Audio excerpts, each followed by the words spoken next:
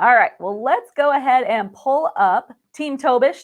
Can we call you Team Tobisch? Absolutely. How are you guys doing today? Very well, thank Great, you. How thanks. about you? Good. Well, we are so happy to see you back. We enjoyed having your segment on Cyber Monday. Did you guys have fun last week? Oh, we Yeah. had so much fun. Yes, thank you so much for inviting us. Well, you're very welcome. We're so happy that you're able to come back with us. So I know that you've said before you have a lot of information to cover and you just want to get right to it. So if you don't mind, if you want to tell a little bit about yourself and what you're going to be showing us. Sounds good. Thank you. Okay, thank you. Good morning or good afternoon. I guess depends on what time zone you're in. We're happy to be back here. Shelley is a very prolific piecer, and as you can probably tell from the quilt hanging behind us here, she's into accuracy, and accuracy means different things to different people. But for us, it kind of means corners that meet and points that meet and those kind of I'll say things. it now. And it actually, for me, I'm into accuracy, not perfection.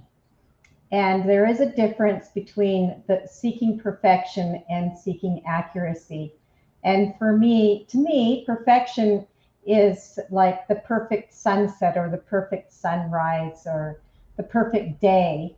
And when we see a perfect sunset, well, one day it could mean one thing and another day another thing. A perfect day could be at 6 years old. My perfect day was when Santa came to visit me. But today, although that'd be great too, maybe my perfect day is getting to sew all day. So that depends. Sometimes I'm the perfect husband. Some days I'm Absolutely, not. he is. More often than not, I'm not. Anyway, but when it comes to accuracy, because we have our rotary cutters and our rulers and these great, nicely woven fabrics, accuracy is something that can be repeated with success over and over and over again. Mhm. So I'm not looking for perfection because perfection is like a one-off. Accuracy is repeatable over and over and over again. Absolutely. So, Yeah. So we have the Acorn products, and how they came about was really not to sell anything. It was for Shelley, who, as I said, loves to have accuracy in what she does. And so we developed the seam-aligned glue and the fabric treatment for her, and the pressing pen for her. And because at the time we had we called it our Top Stitchers Club, and we had about 100 sewists in there, and they saw what she was doing, and they all wanted to participate in that. So once that got started, it just became a bit of a snowball. So we're here to show you about that. So I'm going to ask a question, and maybe if you want to throw your answers, just to see how I like to get sort of percentages. How many of you are fabric washers, and how many are not? Shelley is, and Shelley. pre-wash before you ever put it into a quilt. Yeah, Shelley is, and she'll. I'll admit I am. I wash every single fabric that goes into my quilt, either by hand or by machine, and I dry them all in a dryer. And why do you do that? Because I like surprises, but I don't like surprises in my fabrics. I want to know that I'm starting with on the same solid ground when I start to cut and press. Yeah, so this has a lot to do with fabric shrinking and colors running and that type of thing. Absolutely. And I like the hand of the fabric after it's been washed and dried and treated.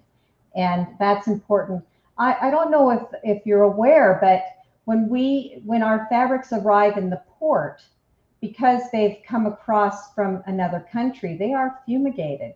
And so what can happen is the chemicals that are used to get rid of the bugs can get into our fabrics. And I like to make sure that any chemicals are removed from my fabric also. So shrinkage chemicals, extra dye. Yeah, and one thing I've seen is that different fabric lines can also shrink at different rates. So if you're piecing something and you haven't washed the fabric, then when you go wash your quilts, I could sort of see where one area of that quilt might shrink a little more than another area because of those different shrinkage rates of shrinkage. Yeah, it's we're not trying change how you do things, but it's nice to see your answers on here. So that's really great. So did you want to? I will go over. Shelley's going to show you how she preps fabric, because prepping is such a big part of having success. I know that from, varnishing a sailboat. When I learned to prep, my stuff all came out better. So I am going to switch over to the, this will take me just a second. I'm going to switch over to the prep cam, and we'll see what happens here. All right, you're on. Let us know if the microphone, if the sound changes, please do let us know. So I went shopping the other day and I bought some new fabric. And so what I'm going to show you is how I take my fabric from here. So this is fabric fresh off the bolt, or fresh, just fresh out of the band. So I'm going to show you how to take it from here to all wrinkled and washed and dried and nice and fluffy, to here, all nice and pressed, and the wrinkles are gone. So you can see that what I've done is, from being limp, I have taken the fabric and put the body back in it that it had when I bought it off the shelf. How do I do that? I'm going to work with Easy Press fabric treatment. And what I've done is I've put the fabric treatment into my mist bottle. And, oh, hang on. Yeah. I've put it into my Easy Press mist bottle. And now I'm going to spray and press my fabric. And so this fabric treatment is our product. It would be used wherever you might have used a starch prior, but it's not a starch. It can add body back into the fabric and some other properties that Shelley will likely explain. So this is a continuous mist, and you can put on as much as you'd like. And hopefully you can see the product beginning to seep into the fabric. And what I like to do is I like to spray the fabric, and then I wait for about 15 seconds so that the product can soak into the fibers. This is important because if you ever take an iron and put it directly on top of product, any kind of product, even if it's just water, what happens is the product will just be steaming underneath the iron, and it's not actually getting into your fibers. You just kind of boil it off. Yes. I'm going to spray one side. I like to then flip it over and press the other side, merely because I like to look at the pretty side. So as I start to press, I'm actually pressing. I'm not ironing. I'm just going to set the iron on the fabric and let gravity do the work. I'm not pushing down. I'm just letting the iron rest on the fabric for a few seconds. And as I'm moving the iron from top to bottom and side to side, what happens is I slightly overlap the area I started with. I can feel with my other hand and see if it's beginning to dry. And if it is, then I know that I can start to do what I call swirl. The idea here is that Shelley's not stretching her fabric. She's not pressing down on that iron. She doesn't have to beat the fabric into submission. The weight of the iron and the heat are going to take care of this. By swirling, I remove any hills and valleys that might have been left in the fabric from the washing process. And then once it's dry, I have a nicely pressed fabric that has the body added back into it. So where I started here, now I have nicely pressed fabric. Can you see that okay? Yeah. Would you mind maybe just, we have a second, just show what happens when you iron rather than press?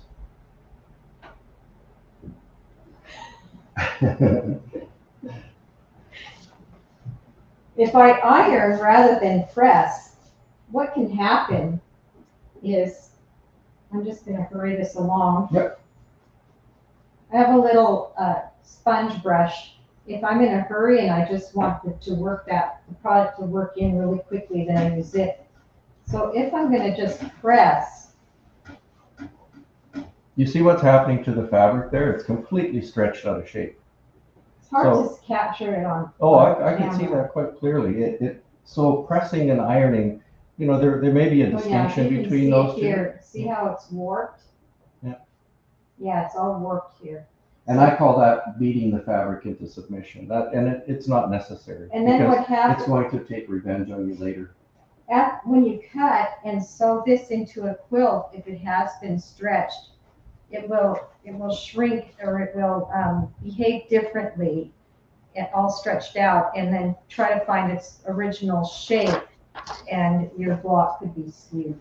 So just a gentle touch is all you need there. All right. Thanks, Shell. I'm going to switch back to the people cam here for a moment. Bear with me for just a second. So some of the properties of our product there are that it does add strength to the fibers while it's in. You're going to find cutting becomes much more accurate. And it also adds an element of stain resistance while it's in. And we learned that at a quilt show where somebody wiped some chocolate onto one of Shelley's quilts. And we were able to just clean it off with a damp cloth. We were quite surprised. We weren't expecting that. So I'm going to show you something for those of you that don't want to wash. You know, we kind of think that the shrinkage portion of this is a big problem. So I have 3 pieces of fabric here that we've been dragging around with us for a number of years. And hopefully you can see this. These are off the bolt. These are unwashed. They're the same length, or they started out the same length. So this piece here that sticks out at the bottom, nothing done to it. It's just been hanging out. I think if I hold that in front of my shirt, can you see all the fraying of that, for example? Okay. The next piece we treated lightly. So I'll just show you this. All right, so this piece we treated lightly, and you can see it shrank that piece of fabric by probably an inch, or maybe a tad more than an inch, actually. And if you look at this, like I said, this was treated lightly. Look at this in front of my shirt. You can see the fraying is considerably less. All right. And then the third piece, it was treated a little more heavily because Shelley does like a little bit more body. A little bit more body. And you can see that treating it a little extra shrank it maybe another 1/4 of an inch or so. And there's almost zero fraying on this. You can see that. So because this fabric is quite stable now, Shelley's cutting gets to be much more accurate. So without changing anything but how she prepped the fabric, she's already gained some accuracy here. All right, so are you ready to show the next step here? So that is the fabric treatment, and it comes in a combi pack. Let me just show you that.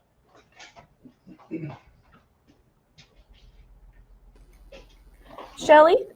Yes. Shelley, do you mind if I ask you a quick question? You might have covered it, but I just want to double check just in case. We have a viewer asking if you are using a dry or steam setting when you're doing your pressing.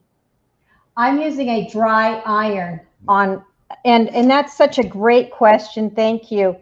I'll see if I can hold my iron up. Maybe when we switch camera, Oh, okay. we should turn this one off. I do use a dry iron on a wool setting. And the reason I use it on wool is that cotton setting is hotter than what I need. And I mean, I could use it on cotton, but I don't need to. So what I did is I just played with the iron until I found the perfect sweet spot for the iron. And then I always know where to set my iron so it's at the exact setting I need for. That's really actually an excellent question. Irons, even same brand iron, same model, may not have exactly the same temperature at a certain setting. And I have seen people with any product scorch their fabric because they think that, oh, I had this iron before, this one's going to be exactly the same setting. So it's actually a good idea to start out low and find out how your iron works, and is it right? The thermostats aren't 100% accurate. And you know, I mean, any product, you can put water on there, and if you set your iron to the incinerate temperature, it's going to scorch your fabric. Even with water, it can create like little lines on the fabric. So it's a good idea to just find that spot where it's not too hot and you get a nice press. There's something to be Angela, said about testing on scraps, right? Test on scraps. Always Check test on before. a scrap. yeah, makes sense. Makes sense. Absolutely. All right. Well, I'll let you resume. I want to you. answer Angela's question about using the fabric spray after washing only. You don't need to. You can use it on fabrics right off the bolt, and it will help you pre-shrink those fabrics. Isn't that what you? Yeah, it's kind of what I was showing you there. Those fabrics that I showed you that we had shrunk, they were not washed. They were actually just right off the bolt.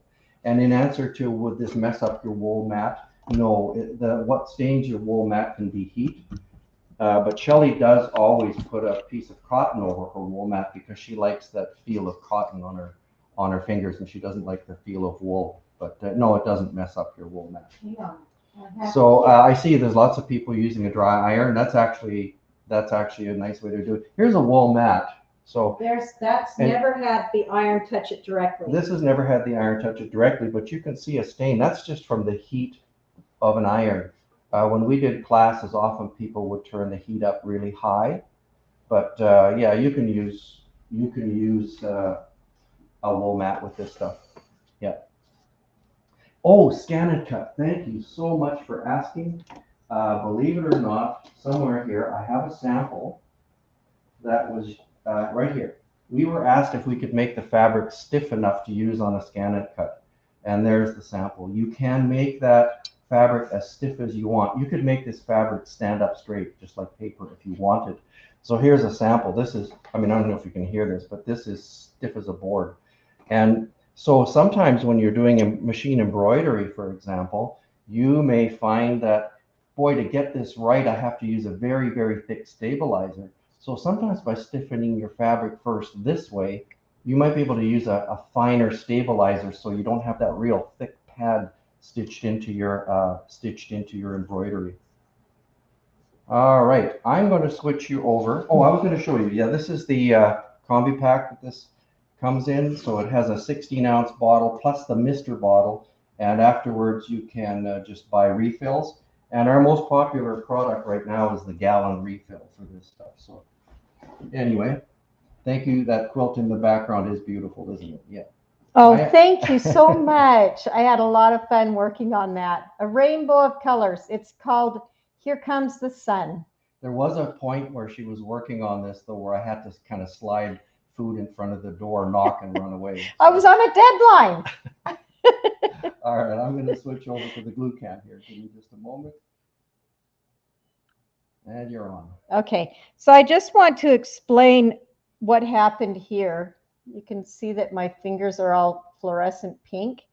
I had a battle with some ink, and I was dyeing some fabric, and yeah, that happened. So please ignore my fluorescent pink fingers. And so what I'm going to show you is how I do my piecing, pinless piecing, working with Seam-Align glue. It comes in a 1-ounce bottle, most common like this, a 1-ounce bottle, and it has a little precision tip that when you squeeze the bottle, the glue comes out in precise, tiny little dots. So I will show you how to do that. When I'm demonstrating, I demonstrate on these 1-inch wide strips because they really show how well everything works.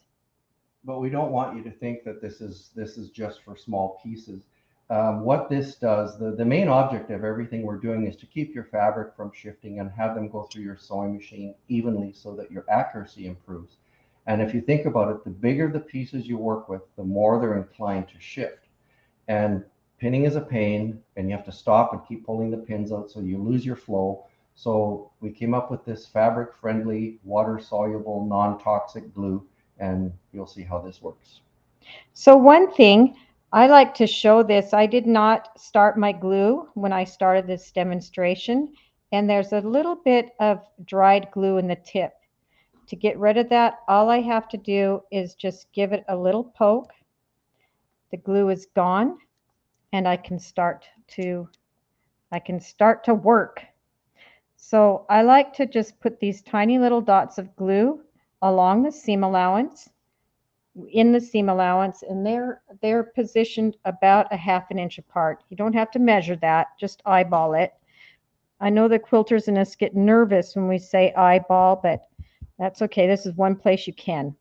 Then I place my pieces right sides together, and because I'm looking for accuracy, I want to make sure that my strips are lined up exactly along here.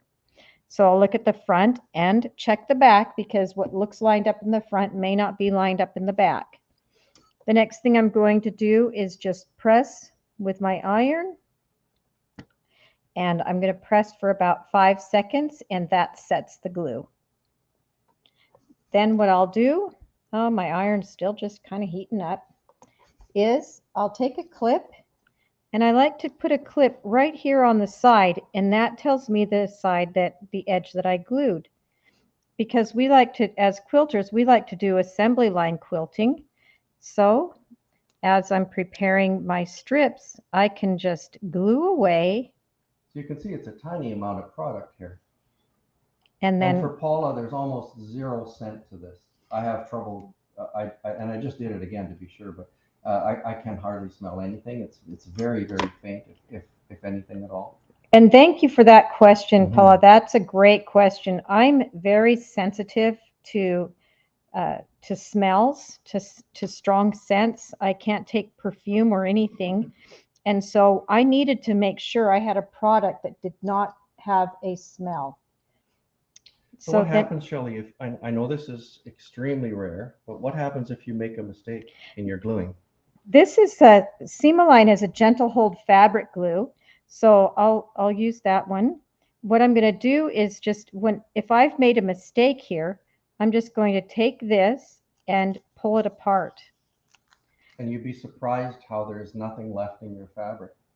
You can see I used a dark color on purpose so that you'd be able to see if there was any residue from the glue. And Cynthia, it does release to press seams open. Absolutely. Shelley, I'm going to show you that. In a little bit. Yeah. And then the reason I wanted a gentle hold glue is when I was working on a quilt, I made a mistake, and I was working with a very old fabric. It finally made a scrap quilt that this old fabric that a friend gave me would work in, and I only had so much of it, and I made a mistake, and when I tried to pull it apart, I destroyed the fabric because the glue I was working with didn't release. And anyway, let's just say I called Bernie and told him, and there might have been tears involved. Okay, so if you make a mistake, then you just re-glue it, and I can add my clip. So now I'm going to sew these together. All right, let me switch to the machine cam here. Give me 1 second. There we go. When you're piecing, it's a good idea to lower your stitch length down to a stitch length of 2.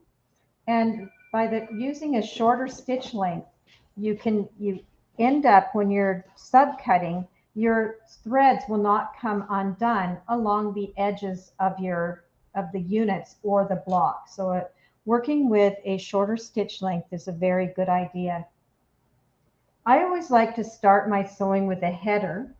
And what I'm going to do is I just have 2 pieces of fabric that I've placed together, and I'm going to lower the presser foot, and I hang on to the top and bobbin thread, and I start stitching. This way, the beginning stitches are caught into this fabric, and I don't have to worry if they're not knotted together at the very beginning, because by the time I get to the end, they are, and I have a nice stitch. I stitch until the needle is just off the edge of the fabric. Raise the presser foot and line up the patchwork right along the edge of the foot and snug up to the needle. And then I'll begin to sew. This way, my seam is going to be the exact width that I want from the beginning through the middle and to the end. When I come to the end, I'm allowing the machine to feed the fabric, and my fingers are just here in the front, not to the side. I just let the machine feed the fabric. and I'm going to sew until I get right to the very end of the strip. And when I run out of fabric, I'm going to place my finger along the edge of the presser foot, continue to stitch, and stop with the needle right off the edge of the fabric. And then I'm going to, for the next strip, raise the presser foot, snug the strip up to the needle, and continue to start stitching again. And this is in real time, just allowing the strip to feed. Coming to the end, finger at the edge of the foot supporting the fabric, so you can see it's not pulling away from the edge of the presser foot. So the stitch width is the same, not the width, the seam width is the same. Yeah. And then I get what I like to call the footer, 2 pieces of fabric stitched to the end. Now, even though I didn't leave a big gap between my pieces, there's plenty of room for me to get my Karen K. Buckley scissors in there and snip between the strips. And now my footer is ready. Oops, stepped on the foot control. To be a header. So there's a number of reasons Shelley does that the way she does it. And I'll just go ahead and explain a little bit. When you put your fabric right up to the needle and lower your foot, she knows that from her very first stitch here, that is accurate seam allowance. Okay. Can you use these? So because where your seam allowance usually will vary is at the very beginning and the very end. So she knows when she does that, she has this exact seam allowance. And you notice we're not calling it a 1/4 inch, we call it a patchwork seam allowance. So I want to show you a little something about feeding, because in our classes, often something that we see quite a bit is people struggling with fabric turning from side to side, and people struggling to keep the fabric straight. So I just want to show you something here. I'm not going for an accurate seam allowance here. I'm just going for a demo here. So I'll let this happen. If you guide your fabric from the front like this, where your fingers are in front, everything wants to feed straight. But watch what happens the moment, and I promise you, I'm not applying pressure here. I'm just moving my hand to the side. You see my fabric just turned just like that? I'm going to move the camera to the front. Pardon me if I apologize if I make anybody dizzy by doing that. I'll just line that up here. That should refocus itself. So I'll do this again. So from the front, my apologies. From the front, everything just goes nice and straight. But the moment I put my hand here, and again, I'm not doing anything. You see my fabric turning. So what I see happening is people constantly correcting, and the fabric is going from side to side. I can, just by applying a little bit of pressure here with my finger, I can actually make my fabric sew in a circle. I don't have to work hard at all to do that. So if you are one of those people that likes to hold the fabric at the side, you may find yourself constantly correcting as you're sewing. Whereas if you were to just let the fabric slide under your finger here, you will see that the fabric wants to feed straight. Now you have a very big header to start out again, Shell. Thank you. All right, I'm going to switch back over to the glue cam, which is now going to be the press cam. All right. All right. So now what I'm going to do, I want to press both seams together to one side. I will demonstrate when you're pressing seams open, because I know that just like there's some of us that don't want to wash our fabrics, there's also some of us that don't want to press both seams to one side. So I will address that. To press the seams to one side, I have the seam that I want to press the fabric towards me, and I'm just going to finger press. And what I'm doing is I'm snugging the fabric right up to the line of stitching. And then I'm just going to take the iron and begin to press. And you can see that my fingers just continue to follow along and press the fabric up to the seam. And you can see she's not standing on the iron to get a better press. She's just letting the weight of the iron and the heat of the iron do the job. Oh, I wanted to show, because I just was reminded of it. This is the bottom of my iron. I use a dry iron on wool setting. So again, I'm just going to finger press and then press all along. So what happens though is now that I'm done piecing, you can see that my strips aren't completely flat. They're not bad, but they're not completely flat. And what I want is to create a completely flat seam like this. So I'll show you how to do that. So what I'm going to do is take my Easy Press pen, and my Easy Press pen has the Easy Press fabric treatment in it.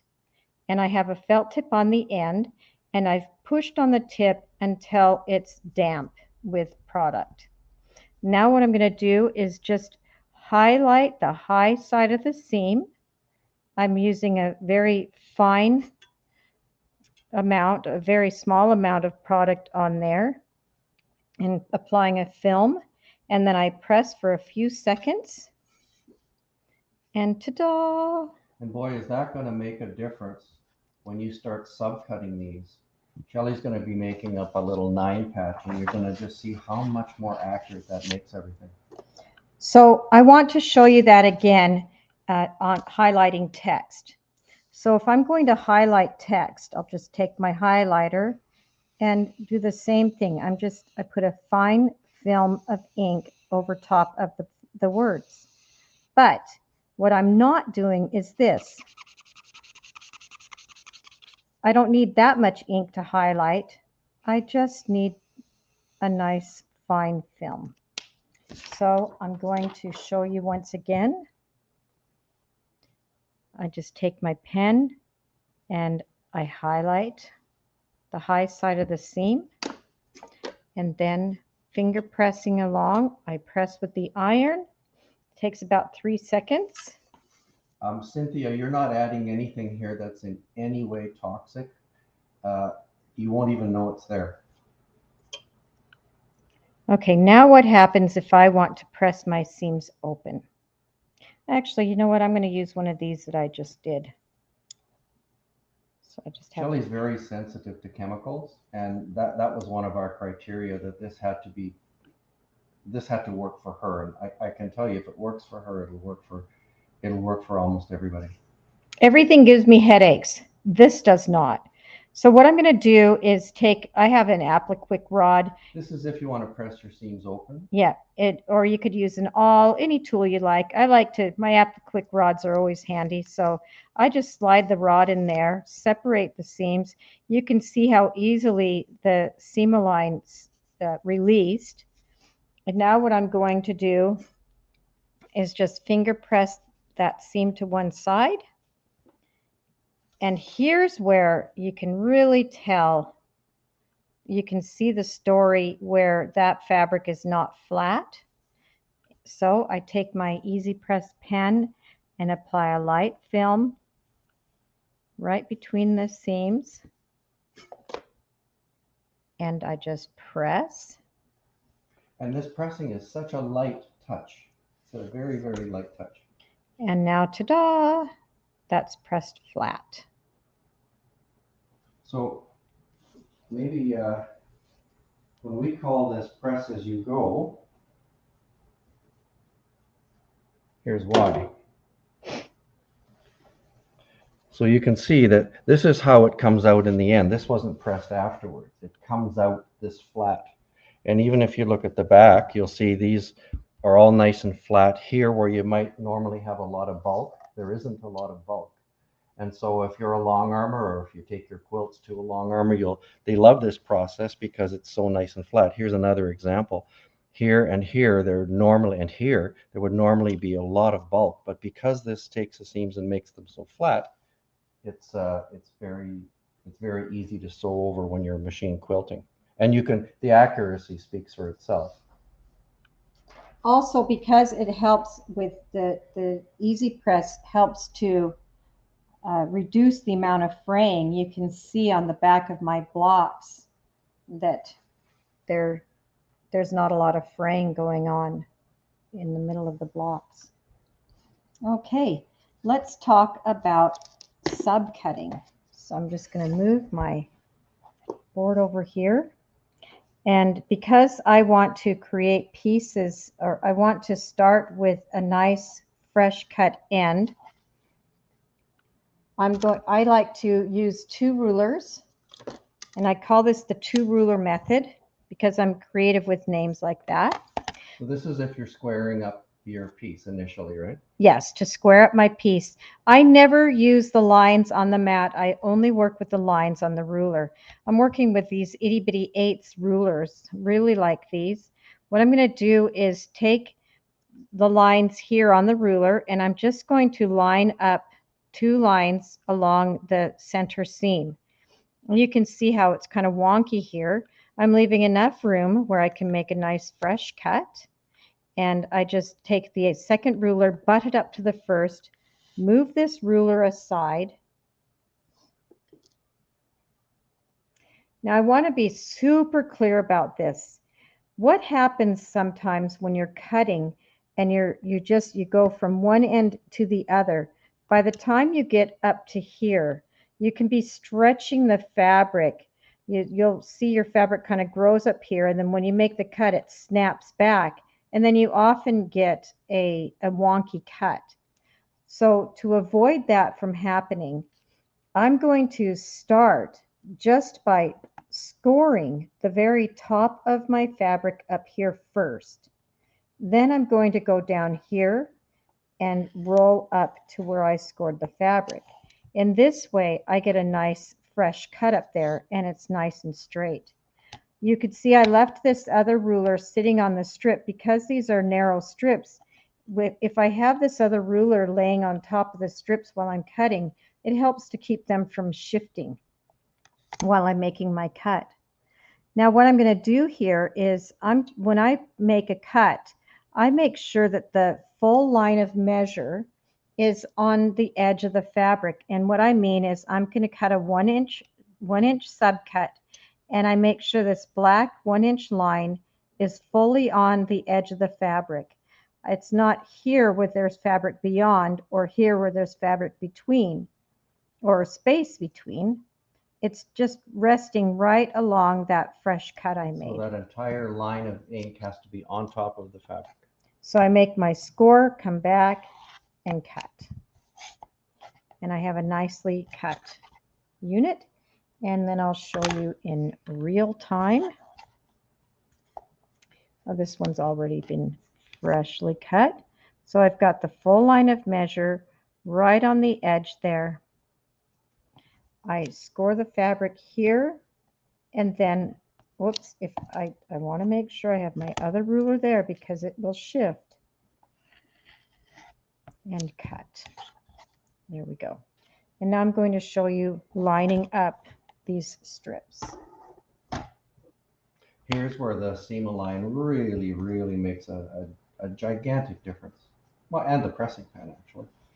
So what I'm going to do is I'm just going to place a dot of glue in the corners, and then I like to put a dot of glue where my seams, I want to match my seams, and because I'm me, I'll probably put some in between everything too.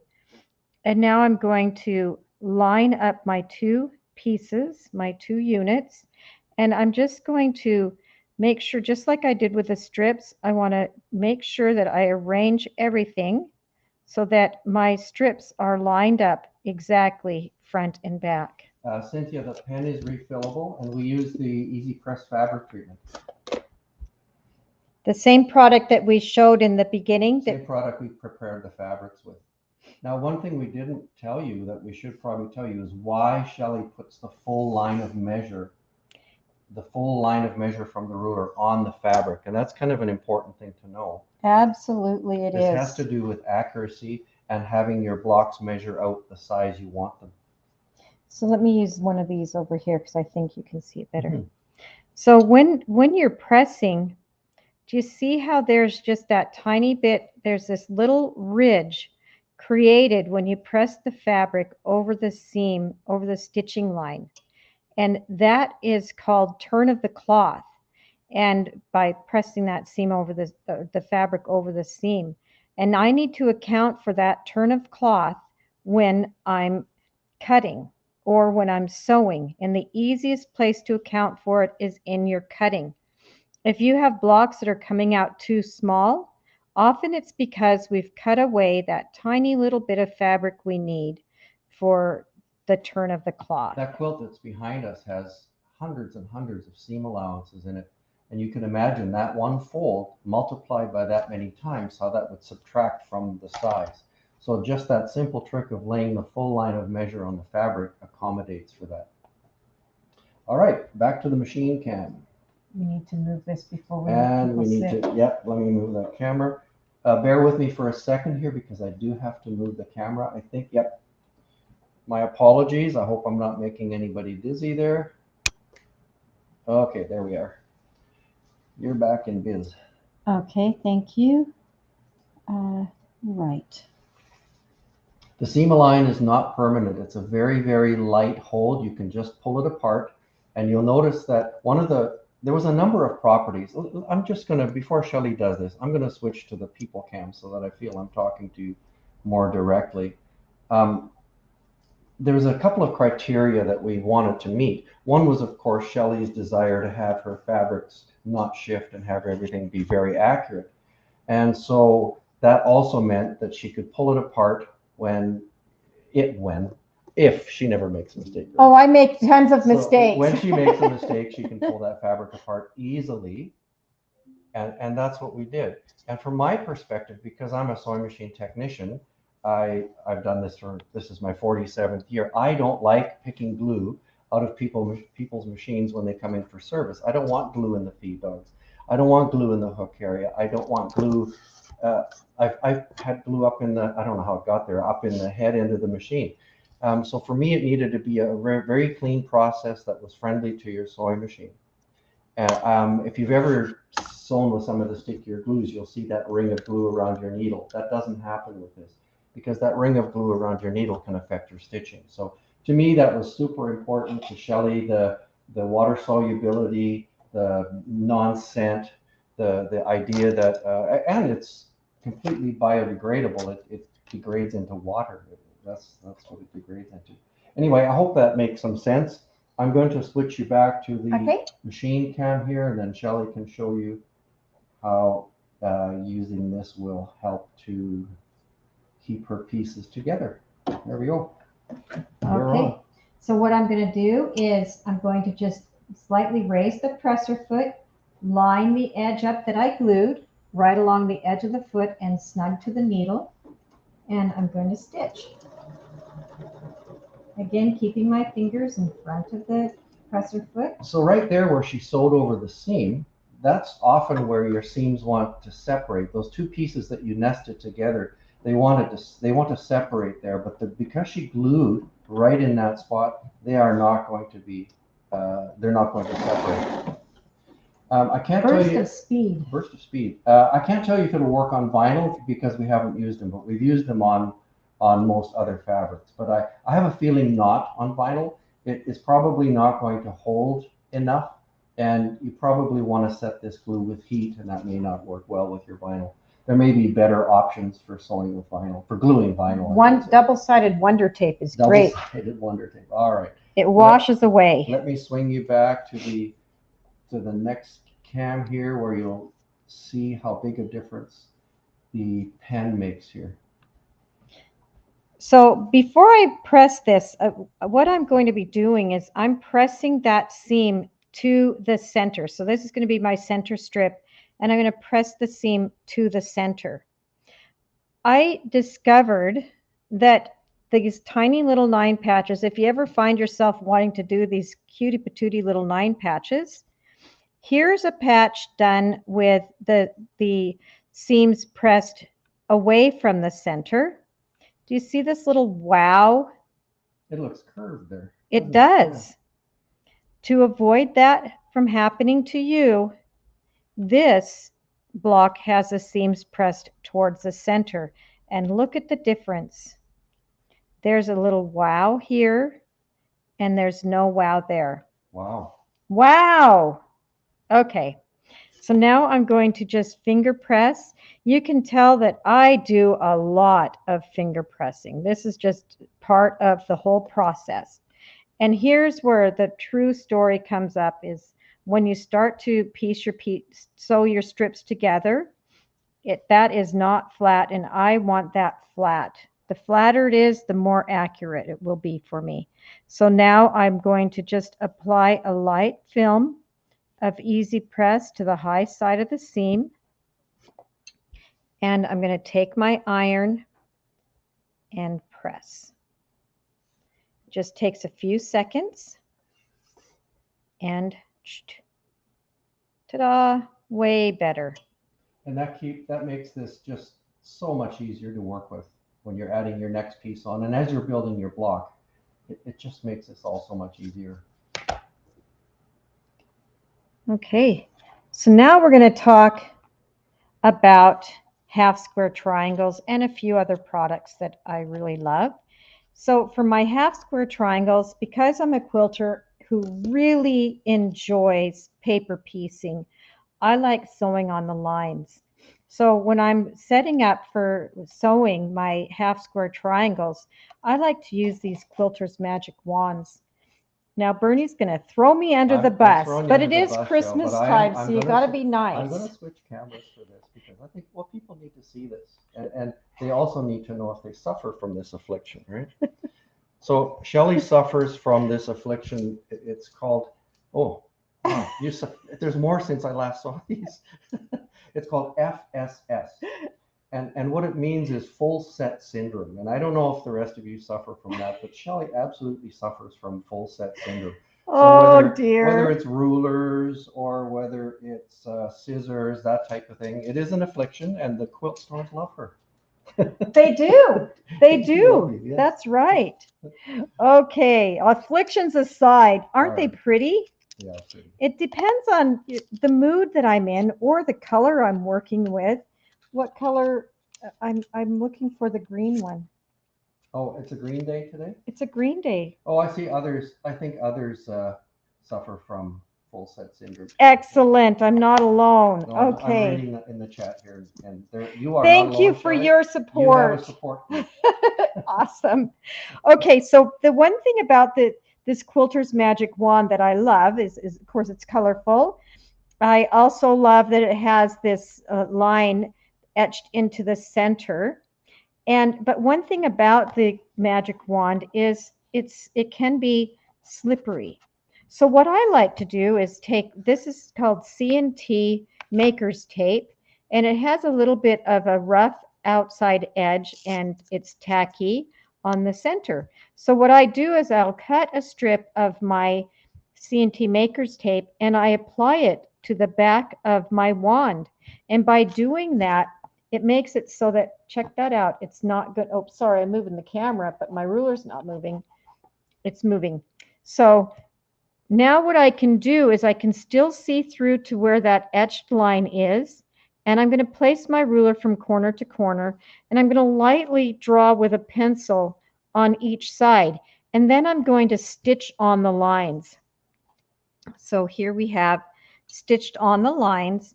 And then I can just cut right down the center of that too. So I get two half square triangles. Glue these together first, oh, yes. Oh, I'm running ahead of myself. I apologize. Thank you. And this is another place where the seam line comes in really handy because you're now stitching along the bias, which kind of tends to want to make the layers stretch a little bit.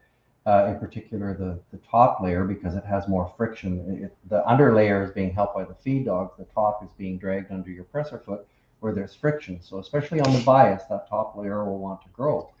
And by adding those little drops of seam-align gentle hold fabric glue along the center diagonal, it limits how far that top fabric could actually stretch. So everything comes out way, way more accurate.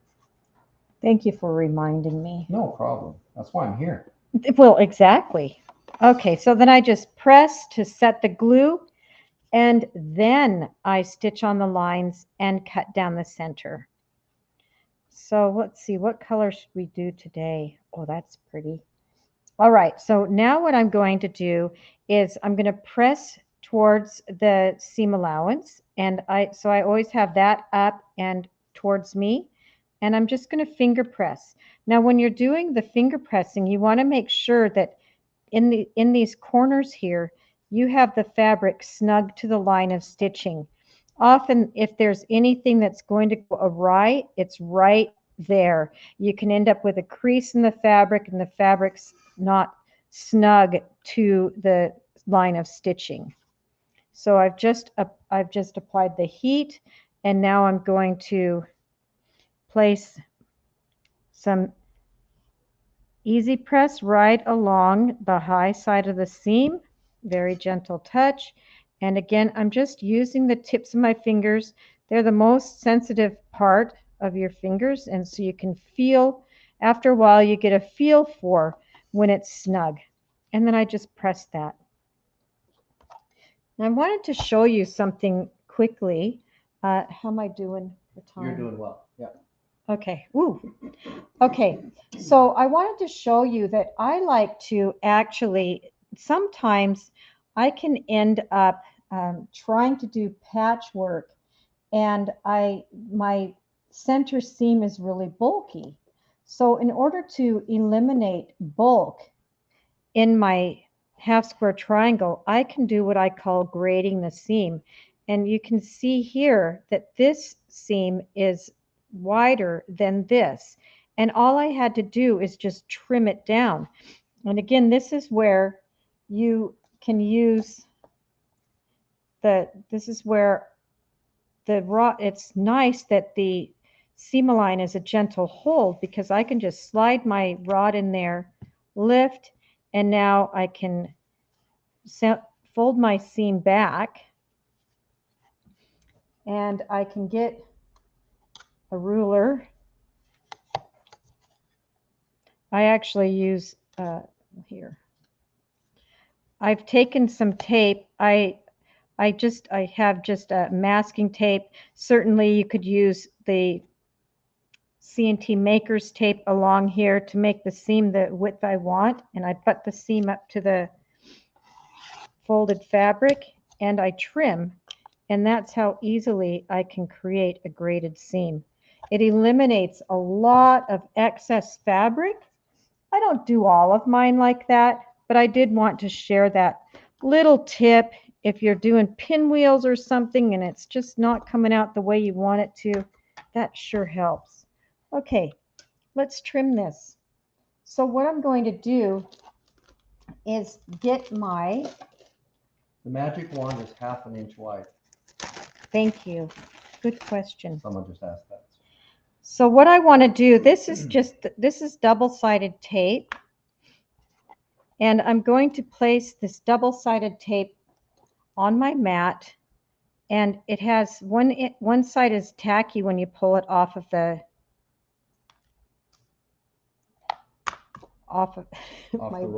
roll. My word went away. And now what I'm going to do is take the bigger triangle and place it on top of the tape. I'm going to use my itty bitty 8s ruler. Now what I've done with this is I have taken again the C&T Maker's tape, and I've placed it right along the 45-degree angle of the ruler. And I'm just going to take that ruler and snug it right up to the center seam on my half square triangle. She's created a ridge on the underside of the ruler that's right on that 45-degree line, and that little ridge snugs right up to the ridge on her patchwork, on her half square triangle. And now that's very, very secure, and her cuts are going to be perfectly straight. Nothing will shift. And it's by adding the double-sided tape that helps to keep everything from shifting. So when I was showing you that trimming these strips, the units for my 9 patch, I showed you scoring the very top. I'm going to once again do that up here. I'm just going to put the ruler right up along the edge, the cutter right up along the edge of the ruler, and push down. Especially there, because you've got score. some thickness there. And then I'm going to roll the cutter up to that cut. And then this way, I get a nice fresh cut at the very top. And I have a point on there that I could cut my finger on.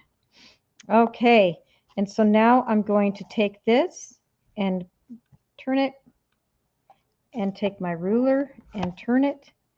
I like to use this itty bitty 1/8 ruler because I'm going to cut a 2-inch square, and this ruler is from 1 inch to it's 6 inches, and so it's not 6.5 inches. Sometimes if you buy rulers that have the extra 1/2 inch, it can kind of throw things off with your eyes. Confusing. It can be confusing for this process. Yeah. And here's an important point. I'm taking my ruler and I'm placing the full line of measure, that 2-inch line, right along the cut edge of the fabric. I score the top, come down, roll forward, score, and roll. And now I have a really nicely cut half square triangle with a graded seam. Beautiful, Shell. Thank you. All right. I love half square triangles. They're my favorite unit. We've got about 1.5 minutes Okay. to shamelessly promote our books. All right. So let's start with yours. Okay.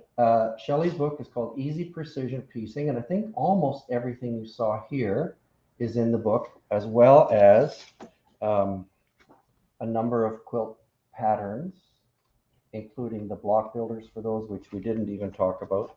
No, because no time, but anyway, it's all in there. Fantastic tips. The basket has block builders in it. Yep. Yes, the giveaway we're doing today has the block builder base in it.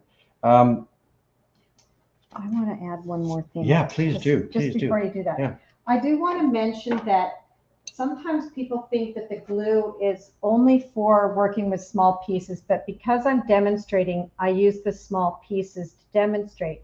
But when I was putting the borders on this quilt, those are long pieces, and I would not be able to put them on as accurately as I did without my seam-align. Also, when I was sewing the triangles to the trunk here, this is a long bias seam. And so I used my seam-align along here so the seam wouldn't grow while I was stitching. Makes a big difference. Mm-hmm. For sure. Okay, sorry. Go ahead. No worries. My one book is called You and Your Sewing Machine, and it's full of sewing machine troubleshooting tips for all the different machines out there, all the different sewing systems. It has a really, I'm bragging, it has a really good troubleshooting section in it. I'll just call that up. So you find the problem in the yellow column, and then the next column tells you the probable cause, and the next column tells you the probable answer and what page to find that on. And then they did a small version of it that you can take to retreats and classes and that type of thing, a lay flat version as well. There's Trisha. This doesn't, yeah, Trisha's got it there. This doesn't have everything that's in the one Trisha's holding, but, yeah, that's right. The one Trisha has everything that's in here, but this one doesn't have everything that's in there because it's a smaller book. There you go. Oh, did we make it? Yes. You can shamelessly promote all you want because your books are fantastic. Your products are fantastic. I'm in love with this book. Thank you. So you're welcome to totally promote. And Shelley, I just have to tell you, you know how we were talking about the tip with, scoring the top and then rolling up to the score and why it's beneficial. I tried that just a few days ago and I'm like, thank you, Shelley. This works great. You're welcome. Yay! So I was thinking about you. That's a good little tip. It you. makes such a difference. It really is. Yeah. Well, we can go ahead and do the giveaway. You guys put together that beautiful basket. Oh, Thank fantastic. you so much for donating that. It is a $230 value. And like I had mentioned before, we're doing something a little special since you guys are in Canada. So we're going to open up the giveaway to both Canada and the US. So I want you guys to stay on while we're picking the winner for that awesome basket. All right, let's see who it is. Pick me. Oh, Pick you. I know, right? We all want to win over here too. Shelley breaks into a sweat when she's down to 4 gallons of fabric treatment. Got to get the big gallons. Lynn, Williams, congratulations. Yay, congratulations. Tricia, would you mind if I just answered a quick question? Someone asked Sure. about if a certain brand is included in the book. All the different sewing systems are included in the book. I didn't name brands because I just didn't want to name brands, but you will find your sewing system in the book. It'll apply to all the brands. The best machine is your machine. Yes. There you go. The one you like. Yeah, no, is the best. very, Yeah. very good book. Well, thank you for coming. And if you don't mind, I think Brian and I are just going to call you Team Tobisch from now on. Oh, Awesome. that's what we are. That We are works. Team Tobisch That works for everywhere we us. go. That works for us. Yeah, we were over here admiring how adorable you are. So keep it up, guys. We practice every morning. That's right. Well, you have a Merry Christmas and thank you so much for joining us. Thanks Thank to you, everybody. you too. for Thank watching. you for inviting us. Bye now. Bye-bye. You're welcome. Bye-bye. I just love those two. And they've got